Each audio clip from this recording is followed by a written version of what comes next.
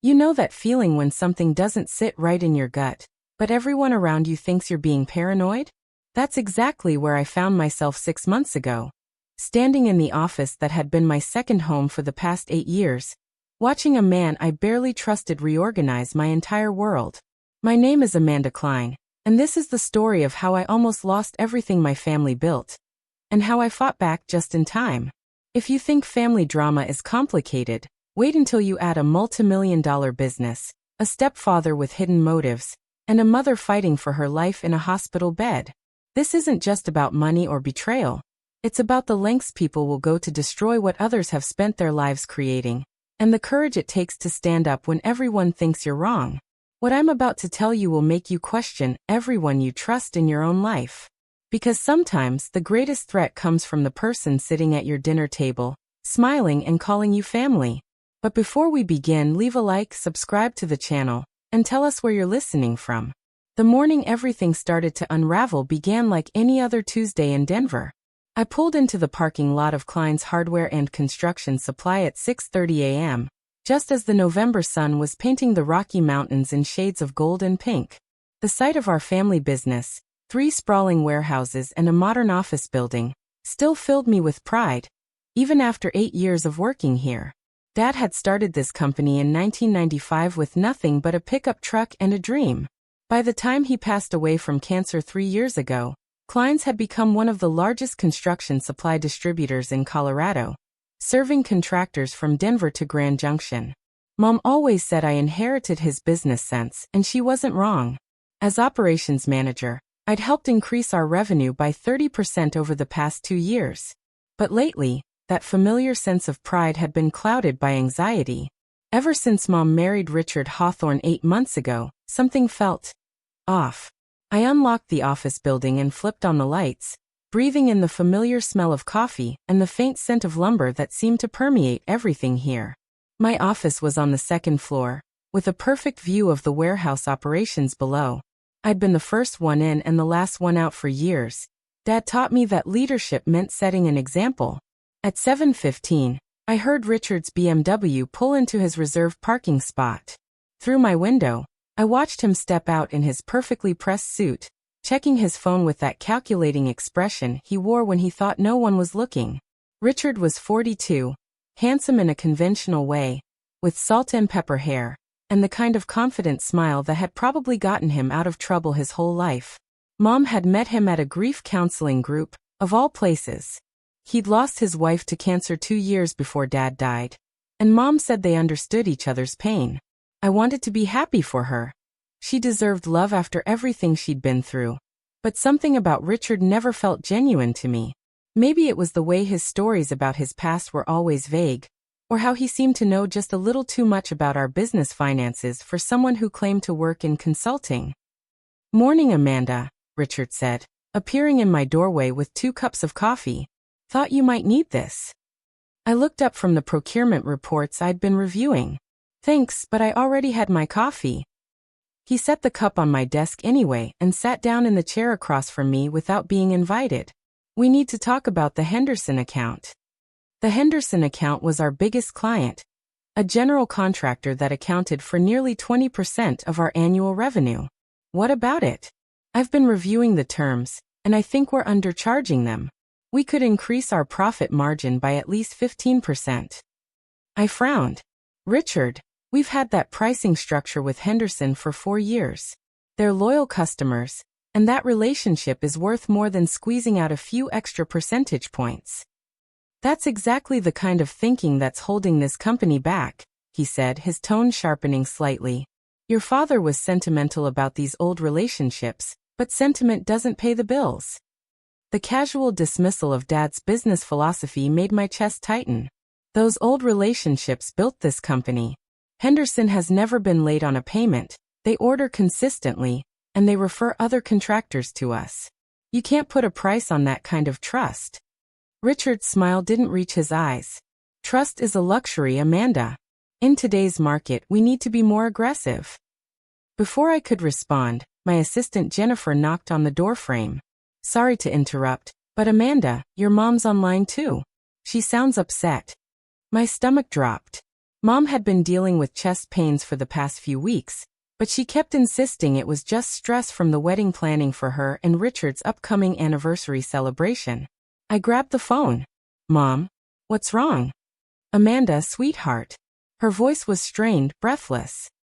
I'm at Presbyterian Hospital. I had some chest pains this morning, and Richard insisted I come in. They're running tests, but the doctor seems concerned. My blood ran cold. I'm on my way. I hung up and grabbed my keys, barely registering Richard's presence as I rushed toward the door. Amanda, wait, he called after me. I'll handle things here. Don't worry about the business. Something in his tone made me pause at the doorway. When I turned back, there was an expression on his face I'd never seen before. Not concern or sympathy, but something that looked almost like anticipation. I'll call you with updates, I said and hurried out. The 20-minute drive to the hospital felt like hours. Mom was only 54, in good health except for the stress-related issues she'd been having lately. Dad's death had been devastating for both of us, but we'd gotten through it together. The thought of losing her too was unbearable.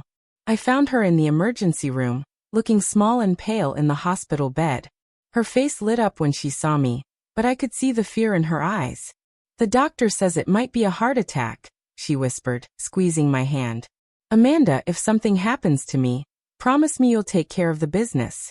It's your father's legacy. Nothing's going to happen to you, I said firmly, though my voice cracked. And the business will be fine. I've been running operations for years. She nodded, but her grip on my hand remained tight. Richard's been such a help lately, going over the finances, making suggestions. He really understands business. I forced a smile, not wanting to add to her stress by voicing my concerns about Richard's sudden interest in our company's inner workings. The next few hours were a blur of tests, consultations, and waiting. The doctors confirmed it was indeed a mild heart attack, but they wanted to keep her for observation and run more tests. She'd need surgery to place a stent in one of her arteries. She's going to be okay, Dr. Martinez assured me around 6 p.m. But she'll need to reduce stress and take it easy for the next few months. No work, no major decisions, just rest and recovery. As I sat in the waiting room, trying to process everything, my phone buzzed with a text from Richard. How is she? I've been handling everything at the office. Don't worry about business, I've got it covered. For the first time that day, a chill ran down my spine that had nothing to do with the hospital's air conditioning. Richard had been waiting for an opportunity like this, and now he had it. The next morning, I arrived at the office to find Richard already there, sitting behind my mother's desk in the executive office. He'd moved in his own laptop, and was surrounded by files I didn't recognize. Richard, what are you doing? He looked up with that practiced smile. Good morning, Amanda. How's your mother? She's stable, but she'll need surgery later today. Why are you in her office? We need to discuss the interim management structure, he said, gesturing to the chair across from Mom's desk, my mother's desk, as if I was a visitor in my own family's business. With Patricia hospitalized and facing months of recovery, someone needs to step up as CEO. I felt my face flush. I'm the operations manager. I've been running day-to-day operations for years. Operations, yes, but not executive decision-making. The board of directors met via conference call last night, and they've asked me to serve as interim CEO. What board of directors? I demanded. This is a family business. Mom owns 60%, I own 30%, and the remaining 10% is in Dad's trust. Richard pulled out a folder and slid it across the desk. Your mother signed these documents last month, restructuring the company to comply with new regulations and improve our corporate governance. We now have a proper board of directors, and as Patricia's husband, I have proxy voting rights over her shares while she's incapacitated. My hands shook as I opened the folder. The legal documents were complex, full of corporate jargon I didn't fully understand, but one thing was clear. Richard now had controlling interest in Klein's hardware and construction supply. Mom never mentioned any of this, I said, my voice barely above a whisper. She didn't want to worry you with administrative details. She trusts me to protect the family's interests. I looked up at him, seeing him clearly for perhaps the first time. The concern in his eyes was fake, calculated. And what exactly are your plans as CEO? Modernization. Efficiency. We're going to streamline operations, eliminate redundancies, and position clients for acquisition by a larger firm. Acquisition. I stood up so quickly the chair nearly toppled over. This company isn't for sale. Sit down, Amanda, Richard said, his voice taking on a harder edge. You're thinking emotionally, not strategically. Klein's has reached its growth ceiling in this market. A strategic acquisition could provide your family with financial security for generations. My family has financial security. We have a profitable business that employs 47 people and serves our community. Had financial security, Richard corrected. The construction industry is changing. Big box stores are eating up market share, and companies like ours either evolve or die. I'm trying to save what your father built. I stared at him, seeing the calculation behind his words. You've been planning this since you married Mom. Richard's mask slipped for just a moment, and I saw something cold and predatory in his expression. Then he smiled again. I fell in love with your mother, Amanda. Everything I'm doing is to protect her future. By destroying her husband's legacy? By ensuring she has something to retire on when this business inevitably fails. I left his office, Mom's office, feeling like the ground had shifted beneath my feet. Jennifer was waiting by my desk with a worried expression. Amanda, what's going on? Richard called a staff meeting for this afternoon, and he's been going through files in your mom's office since yesterday. He's named himself interim CEO, I said, slumping into my chair. Can he do that? I looked at the legal documents still clutched in my hand. Apparently he can. The staff meeting at 3 p.m. was a nightmare. Richard stood at the front of our conference room, looking every inch the corporate executive, while our employees, people I'd worked alongside for years, looked confused and worried. I know this is a difficult time for everyone, Richard began.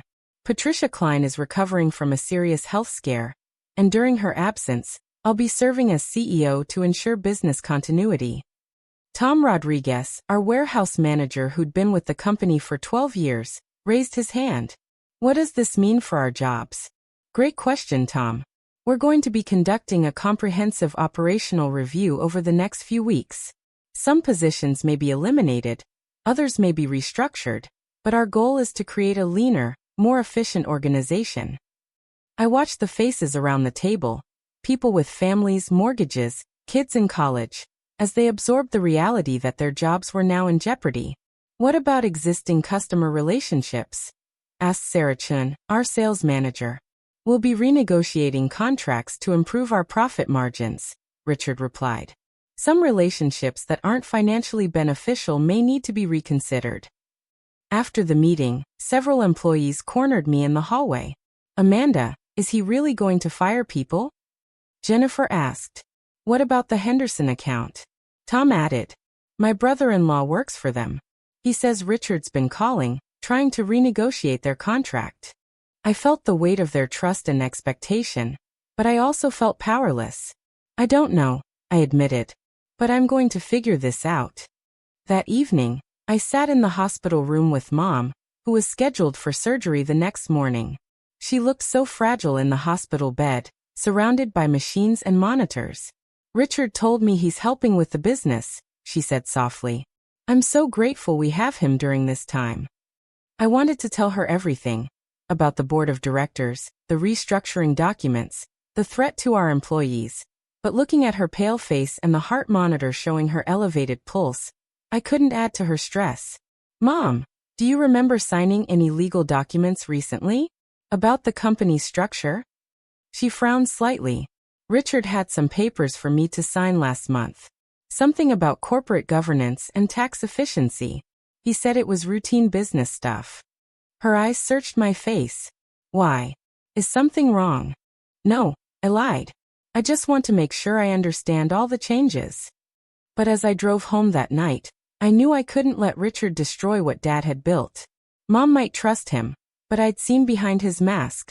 The question was, what could I do about it?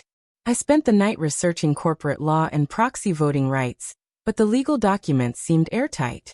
Richard had played this perfectly, gaining Mom's trust and maneuvering himself into a position of control just as she became vulnerable.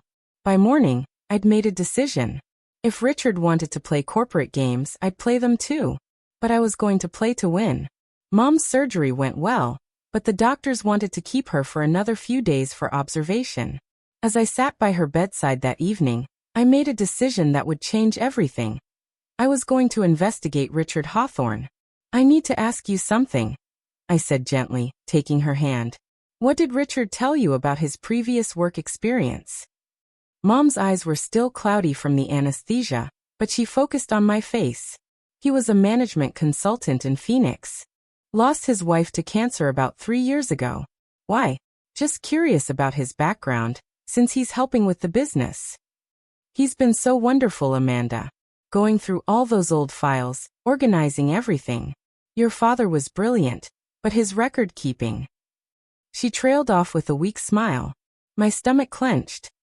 "What old files?" "Financial records, contracts, employee files.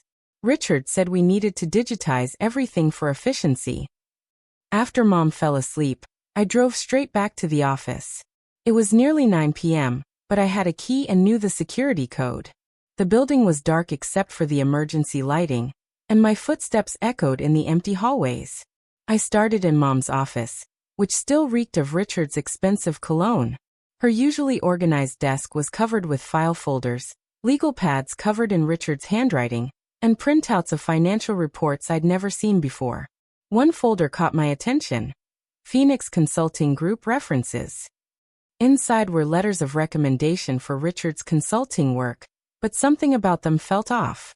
The letterhead looked professional, but the language was generic, and when I checked the phone numbers, they all went to disconnected voice mailboxes.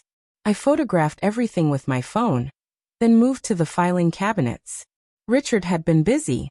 Files were reorganized, and several folders that should have contained contract originals were missing or contained only photocopies.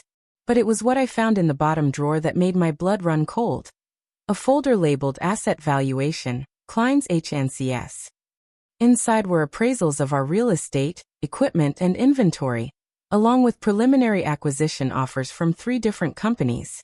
The lowest offer was for $2.8 million. The highest was $4.1 million. Klein's was worth far more than that. Our annual revenue alone was over $6 million, and we owned the land and buildings outright. These offers weren't legitimate acquisition proposals. They were lowball offers designed to strip the company for parts. I kept digging, and with each folder, the picture became clearer. Richard wasn't just planning to sell Klein's. He was planning to systematically devalue it first. A document titled Operational Restructuring Plan outlined his strategy. 1.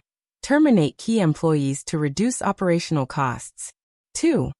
Renegotiate supplier contracts to create cash flow problems. 3. Cancel profitable but low-margin accounts.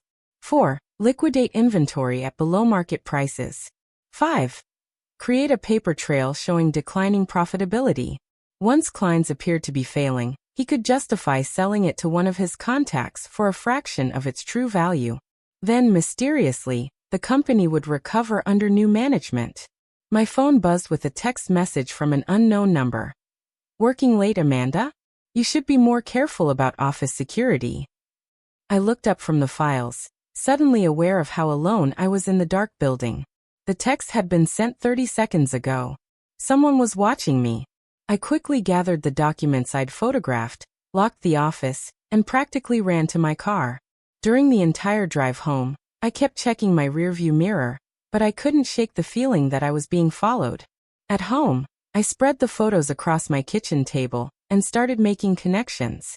Richard's Phoenix Consulting references were fake. I'd spent hours online and couldn't find any legitimate trace of Phoenix Consulting Group. His previous address in Arizona belonged to a strip mall that had been demolished 2 years ago. But the real breakthrough came when I ran a background check on Richard Hawthorne. What I found made my hands shake. Richard Hawthorne had been arrested in Nevada 3 years ago for embezzlement. The charges were dropped due to insufficient evidence, but the civil lawsuit from his former employer painted a clear picture. He'd been systematically stealing from a family-owned restaurant chain, using fake vendors and inflated invoices to siphon money into accounts he controlled. The restaurant chain had eventually gone bankrupt. The family lost everything. And now he was married to my mother. I barely slept that night, my mind racing through the implications. Richard wasn't just an opportunistic stepfather. He was a professional predator who targeted vulnerable families with successful businesses. The next morning, I called in sick and drove to the hospital to see Mom. She was sitting up in bed, looking much better, but her face fell when she saw my expression. "Amanda, what's wrong?" I sat down beside her bed, holding the folder of evidence I'd compiled.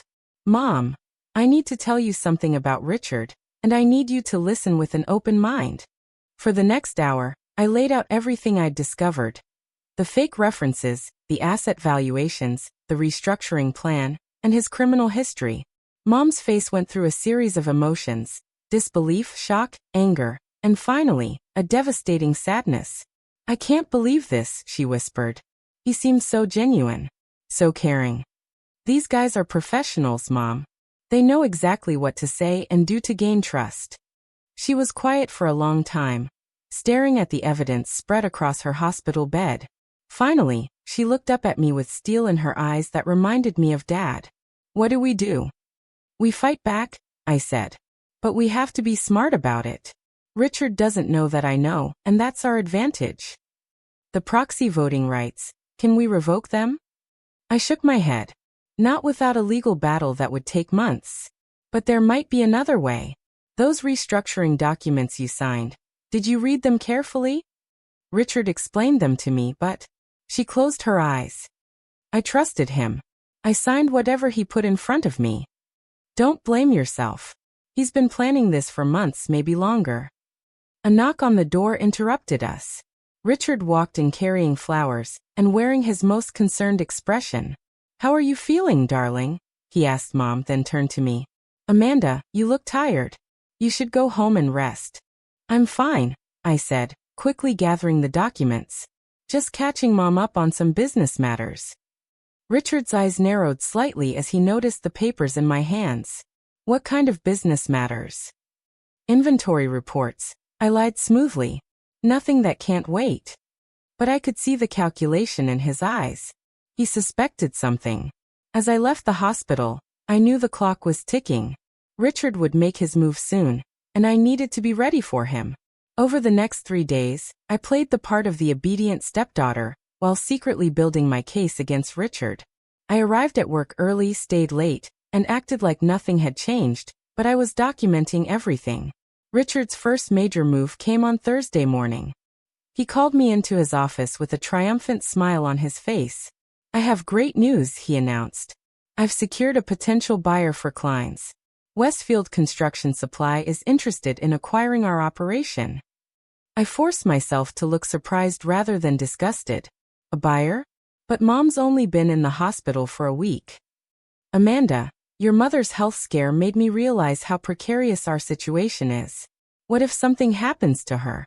What if the stress of running this business causes another heart attack?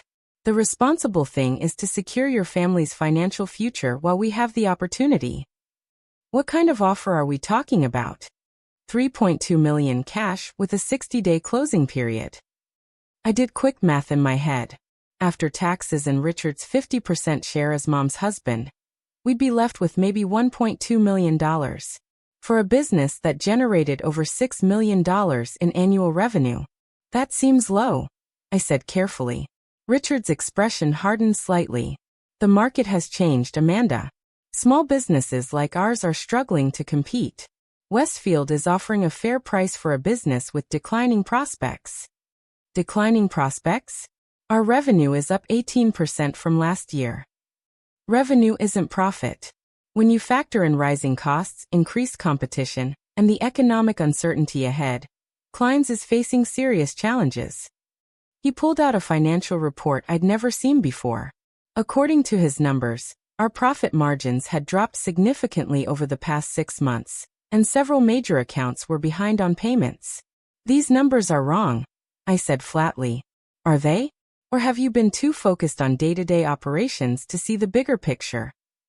I realized Richard had been systematically falsifying our financial records, creating a paper trail that would justify his fire sale price. Any potential buyer would see a struggling business, rather than the profitable operation Klein's actually was. I need to review these numbers more carefully, I said, standing up. Of course. Take all the time you need. But Amanda. He leaned back in his chair with that predatory smile. Westfield wants an answer by Monday. Markets like this don't wait for sentiment. I spent the rest of Thursday and all of Friday building my counterattack. I reached out to Tom Rodriguez and Sarah Chun, our warehouse manager and sales manager respectively, people I'd worked with for years and trusted completely. Something's not right about these financial reports Richard's been showing around. I told them during a private meeting at a coffee shop downtown. I need your help to reconstruct the real numbers. Tom frowned. I knew something was off. He's been asking me for inventory reports, but the numbers he's using don't match our actual stock levels. And he's been telling customers that we're raising prices, Sarah added. Henderson Construction called me directly yesterday, worried about their contract being canceled. I had to assure them that wasn't true. But they said Richard had been in contact about restructuring their relationship. We spent the weekend secretly auditing our books. What we found was even worse than I'd expected. Richard had been creating phantom expenses, inflating costs, and manipulating payment schedules to make Klein's appear far less profitable than it actually was. But he'd made one crucial mistake. He didn't understand our business well enough to falsify everything convincingly. The real numbers were still there in our operational systems. He'd only altered the executive summary reports. On Monday morning, Mom was finally released from the hospital. I picked her up and drove her straight to Klein's, where Richard was waiting in the conference room with two men in expensive suits. Patricia, wonderful to see you looking so well, Richard said, standing to kiss her cheek. I'd like you to meet David Westfield and his attorney, Mr. Patterson. They're here to finalize the acquisition offer. Mom looked pale but determined. Before we discuss any offers, I'd like to review the financial reports you've been showing potential buyers. Richard's confident smile faltered slightly. Darling, you should be resting. I can handle the business details. It's my business, Richard. I'd like to see the reports. I placed a folder on the conference table. Actually, I've prepared a comprehensive financial analysis for everyone to review. The color drained from Richard's face as I opened the folder and began distributing copies of the real financial statements. As you can see, I began, addressing the Westfield representatives, Klein's hardware and construction supply has actually increased revenue by 18% year-over-year, with profit margins of 22%. Our accounts receivable are current, our inventory turnover is excellent, and we have zero debt.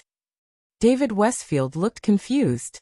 These numbers are completely different from what Mr. Hawthorne provided us. That's because Mr. Hawthorne has been systematically falsifying our financial records, I said calmly. I have documentation showing how he created phantom expenses, inflated costs, and manipulated payment schedules to make our business appear to be failing. Richard stood up abruptly. Amanda, what are you doing? These people are here to help us. Help us? I turned to face him. By purchasing a $6 million business for $3.2 million? That's not help, that's theft. You're being emotional and irrational. I'm being factual, I interrupted. Mr. Westfield, I'm curious. What exactly is your company's relationship with Richard Hawthorne? The businessman glanced nervously at Richard. He contacted us about the acquisition opportunity. How did he contact you? Through mutual business connections. I pulled out another document. Would those connections happen to include Phoenix Consulting Group? Because I've done some research, and Phoenix Consulting Group doesn't exist. Neither does Mr. Hawthorne's previous consulting experience. Richard's mask finally slipped completely. Amanda, you're making a serious mistake. These accusations are backed up by documented evidence, Mom said quietly. She'd been silent throughout the confrontation. But now she stood up with the bearing of the businesswoman who'd helped build Klein's from nothing. Richard, I think you should leave. Patricia, you're not thinking clearly. The medication. I'm thinking more clearly than I have in months, she said. You used my grief and loneliness to gain access to my family's business. You manipulated me into signing documents I didn't understand. And you've been systematically defrauding the company my husband built. Richard looked around the room, realizing his scheme had collapsed. The Westfield representatives were already gathering their papers and heading for the door. This isn't over, Richard said, his voice cold and threatening. I have legal rights as your husband. Had legal rights, Mom corrected. I'm filing for divorce this afternoon. And Amanda is calling the police. As if on cue, I held up my phone. Actually, I called them 20 minutes ago. They should be here any moment. Richard's face went through a series of expressions: rage, calculation, and finally, resignation. He walked to the door, then turned back. You have no idea what you've just done, he said. Klein's will never recover from this scandal. Klein's survived the death of its founder, I replied. It'll survive a con man. The next few weeks were a whirlwind of police interviews, legal proceedings, and damage control. Richard was arrested and charged with embezzlement, fraud, and identity theft. It turned out his real name was Robert Hartwell, and he had a history of targeting widows with successful businesses across 3 states. The hardest part wasn't dealing with the legal system. It was rebuilding the trust and stability that Richard had systematically undermined. Our first priority was our employees. I called an all-hands meeting the day after Richard's arrest to explain what had happened and assure everyone that their jobs were secure. I know the past few weeks have been confusing and stressful, I told the group assembled in our main warehouse. You've watched someone you didn't know take control of the company, make threats about layoffs, and create uncertainty about our future. Tom Rodriguez raised his hand. Is it true that he was trying to sell the company? Yes, for a fraction of what it's actually worth. His plan was to devalue Klein's by firing key employees, canceling profitable contracts, and creating financial chaos. Then he would sell it cheap to his associates and disappear with the money. Sarah Chen shook her head. How could someone be so calculating? Unfortunately, there are people in the world who make a living preying on families like ours, Mom said. She'd insisted on attending the meeting despite her doctor's orders to rest. But the important thing is that we caught him in time, and Klein's is stronger than ever. I pulled up a presentation on the warehouse's main screen. I want to show you our real financial position, because you deserve to know the truth about the company you've helped build. For the next hour, I walked them through our actual revenue, profit margins, and growth projections. Klein's wasn't just surviving, we were thriving. Our customer base was loyal, our inventory turnover was excellent, and we had enough cash reserves to weather any economic storm. So what happens now? Asked Jennifer. Now we get back to doing what we do best, I said. Serving our customers, supporting our community, and building on the foundation my father created. But rebuilding trust with our customers proved more challenging. Word had gotten out about Richard's attempt to renegotiate contracts, and his conversations with major accounts about restructuring relationships.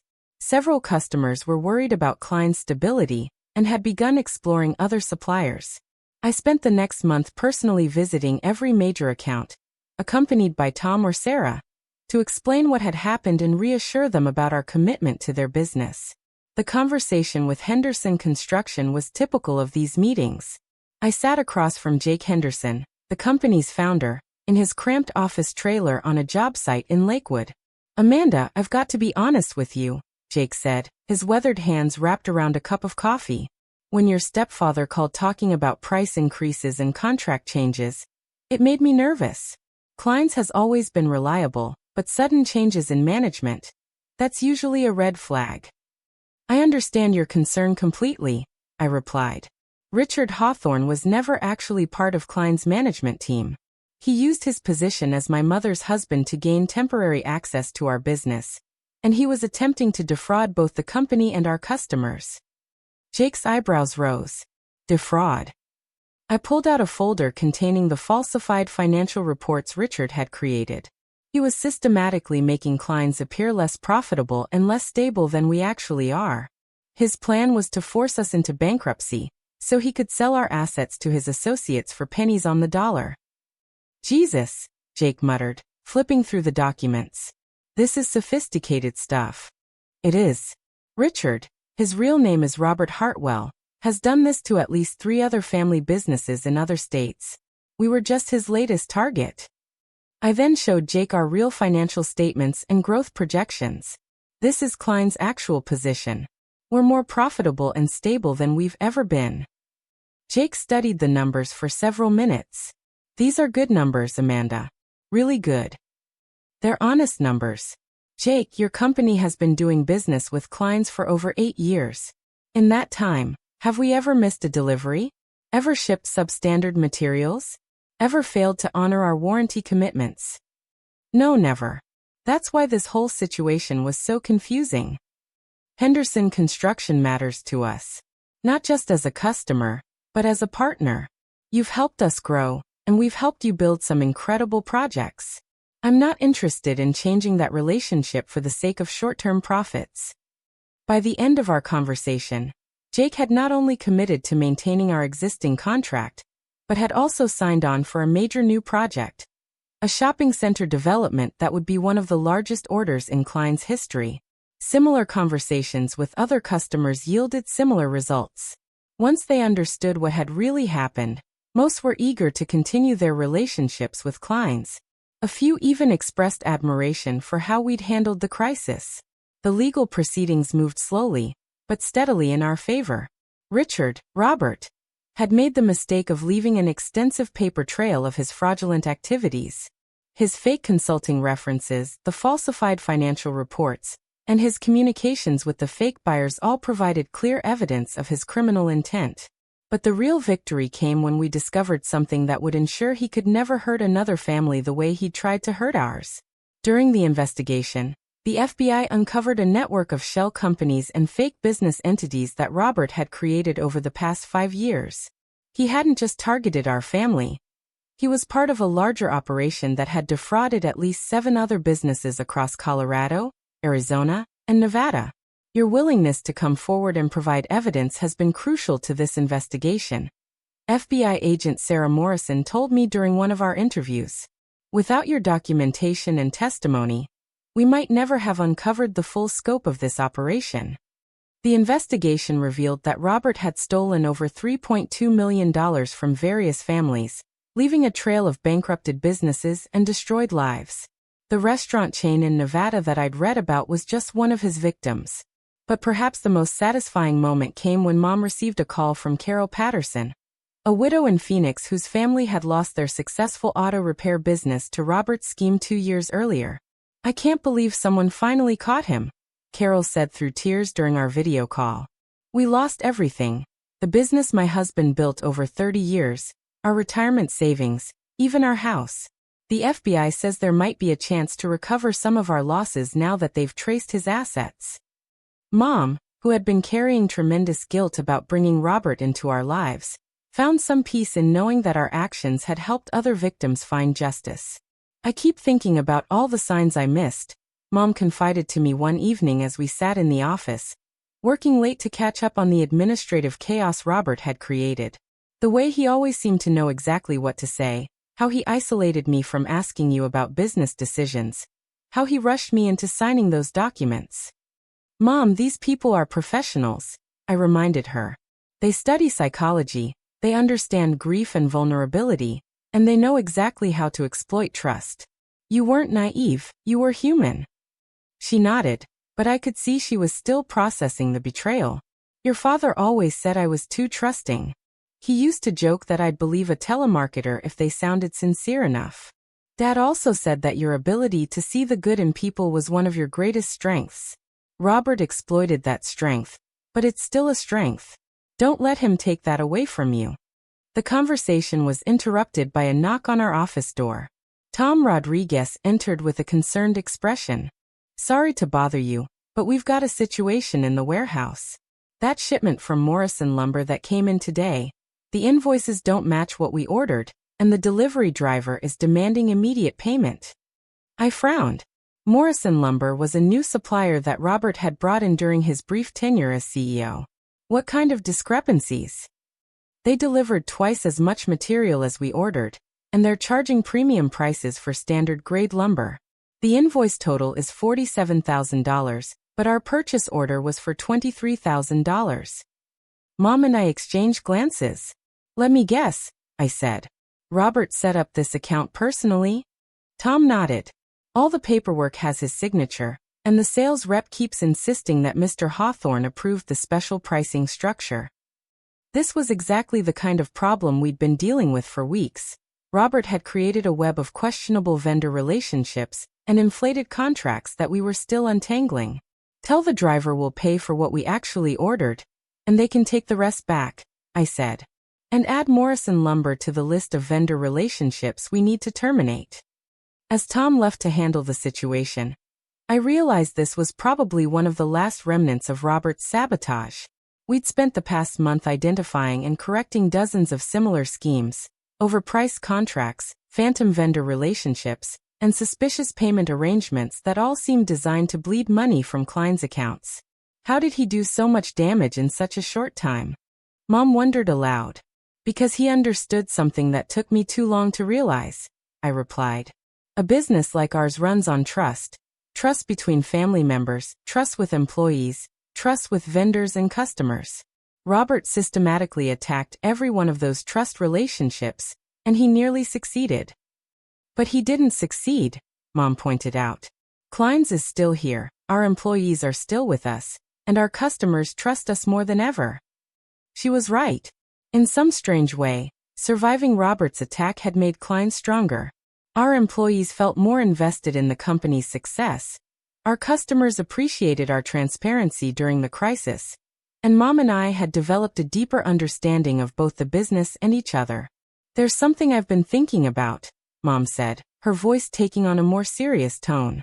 Robert was able to gain so much control because I isolated myself after your father died. I stopped asking questions, stopped staying involved in day-to-day decisions, and I let my grief make me vulnerable. Mom, let me finish.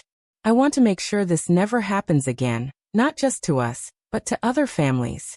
I've been talking to our attorney about establishing a foundation that provides resources and support for business owners who might be targets for this kind of fraud. The idea took my breath away. That's incredible. We have the knowledge, we have the experience, and thanks to Klein's success, we have the resources. Your father always believed that success came with responsibility to help others. Over the next few weeks, as the last of Robert's schemes were unwound and our business operations returned to normal, Mom and I began developing what would become the Klein Foundation for Business Security. The foundation would provide education about financial fraud, legal resources for victims, and support networks for families dealing with similar situations. The FBI investigation had revealed that Robert's type of fraud was becoming increasingly common, particularly targeting family businesses during periods of transition or crisis. Our foundation would work to change that. You know, Mom said one day as we reviewed the foundation's mission statement, I think your father would be proud of how we turned this nightmare into something positive. I know he would be, I replied. But I think he'd be even more proud that we saved Klein's. This company was his life's work, and we made sure it survived. As Robert's trial date approached, I found myself reflecting on everything that had happened. 6 months ago, I'd been an operations manager worried about a stepfather I didn't quite trust. Now I was essentially running a company I loved more than ever, working alongside a mother I respected more than ever, and building something that could help protect other families from the nightmare we'd endured. Robert Hartwell had tried to destroy us, but in the end he'd only made us stronger. The trial of Robert Hartwell began on a cold February morning in Denver. Mom and I sat in the front row of the courtroom, surrounded by other victims and their families, people whose lives had been shattered by Robert's systematic fraud. I testified for nearly 4 hours, walking the jury through the evidence we'd uncovered. The falsified financial reports, the fake vendor relationships, the phantom consulting business, and the elaborate scheme to sell Klein's for a fraction of its value. The prosecutor had done an excellent job organizing our documentation, and the case against Robert was overwhelming. But the testimony that had the greatest impact came from Carol Patterson, the widow from Phoenix whose auto repair business Robert had destroyed. He didn't just steal our money, she told the jury, her voice steady despite the tears streaming down her face. He stole my husband's legacy. Jim spent 32 years building that business from nothing. It employed 15 people, served our community, and was going to be our retirement. Robert Hartwell took all of that away in less than 6 months. Carol's story was heartbreakingly similar to what had almost happened to us. A recent widow, a successful family business, and a charming man who seemed to offer help during a vulnerable time. Robert's defense attorney tried to paint him as a misguided businessman who had made poor decisions, but the evidence was too damning. The FBI had traced over $3.2 million in stolen funds to accounts Robert controlled, and his pattern of targeting widows with successful businesses was too clear to explain away. On the third day of the trial, Robert finally showed his true face. When the prosecutor pressed him about his fake identity and criminal history, his mask of respectability completely cracked. These people were marks, he said, his voice cold and calculating. They were naive, sentimental, and sitting on valuable assets they didn't know how to protect. I provided them with reality checks. The courtroom erupted. Judge Martinez had to call for order multiple times as the victims' families reacted to Robert's callous dismissal of their suffering. Mr. Hartwell, the judge said sternly, you are testifying about crimes that destroyed families and communities. Show some respect for this court and the people you've harmed. But Robert was beyond caring about appearances now. Respect? He laughed bitterly. These businesses were already failing. I just accelerated the inevitable. It was a stunning moment of honesty that sealed his fate. The jury deliberated for less than 3 hours before returning guilty verdicts on all 18 felony counts: embezzlement, fraud, identity theft, and racketeering.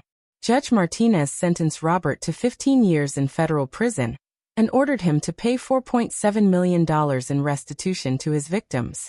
It wasn't enough to fully compensate everyone he'd hurt, but it was justice. As we left the courthouse that day, Carol Patterson approached Mom and me. I wanted to thank you, she said, squeezing Mom's hands. If you hadn't been brave enough to expose him, he would have kept destroying families indefinitely. We couldn't have done it without each other, Mom replied. All of us victims supporting each other. That's what made the difference. Carol nodded, then looked at me. I heard about your foundation. Count me in. If we can prevent even one family from going through what we went through, it'll be worth it. The Klein Foundation for Business Security officially launched 6 months later. Working with the FBI, the Small Business Administration, and family business associations across the country, we developed educational programs to help business owners recognize and prevent financial fraud. Our first major initiative was a workshop series called Protecting Your Legacy that taught family business owners about the warning signs of predatory behavior, the importance of independent legal and financial review for major decisions, and the creation of safeguards to prevent unauthorized access to business assets. The goal isn't to make people paranoid, I explained to a group of business owners at our inaugural workshop in Denver. It's to make them prepared. Robert Hartwell succeeded because we didn't have systems in place to verify his identity or protect our assets during a vulnerable time. One attendee, a woman named Maria Gonzalez who owned a successful restaurant chain with her elderly father, raised her hand. How do you balance protecting yourself with maintaining the trust and openness that family businesses are built on? It was a question I'd wrestled with myself.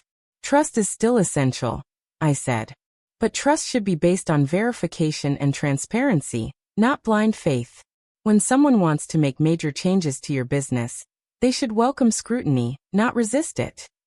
Mom, who was co-presenting the workshop, added, Robert was able to manipulate me because I was isolated in my grief and overwhelmed by business decisions I wasn't prepared for. The best protection is staying involved, asking questions, and having trusted advisors who aren't afraid to tell you uncomfortable truths. By the end of our first year, the Klein Foundation had presented workshops to over 500 business owners across Colorado and neighboring states. We'd also helped establish legal defense funds for victims of business fraud, and created a network of attorneys and financial experts who specialized in protecting family businesses. But the work that meant the most to me was right back home at Klein's Hardware and Construction Supply. A year after Robert's arrest, our business was more successful than ever.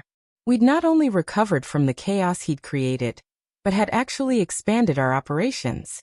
The crisis had forced us to examine every aspect of our business, and we'd emerged more efficient, more profitable, and more customer-focused than before.